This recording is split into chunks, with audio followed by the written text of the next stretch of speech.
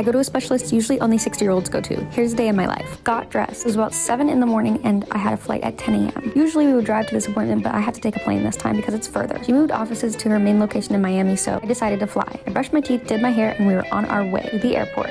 So embarrassing. I got a little too cocky and I went over to the wrong air side because I'm used to flying nicer airlines, but I forgot this is on my dollar this time, so going a little cheaper. That was embarrassing, but I took the train over to my terminal, all the way in the back of the airport. I got to see the plane pull up, and until then, I just ate some food. These pretzels were so good. And it was time to board. I headed down the ramp and onto the track. I had never been on an airplane track like this. It was kind of cool. I deboarded. It was a very short flight. I stopped my jitters and booked an Uber, which ended up smelling really bad inside. And ta-da, we're in Miami at the Bascom Palmer Eye Institute. And there was a lot of waiting because my doctor is in high demand. I got some pictures and it took a while because it's kind of hard for them to see into my right eye, but they know how to do it correctly. So after a little bit of adjusting, we finally got the pictures we needed. And then guess what? More waiting. Now I'm back in the office and they were able to retake my pressures just to make sure it was right. And it was great. So I was in the clear to go home. I chilled out here on these little benches until my flight, and they were like swinging benches. It was so fun.